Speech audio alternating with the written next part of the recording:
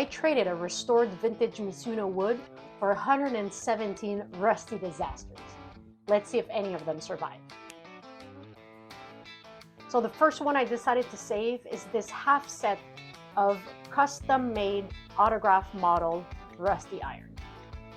So let's head to the Shining Shack. While I'm in there, if ever you want to help out, I've looked this custom-made brand and I can't find anything. So if you know anything about them, drop a comment.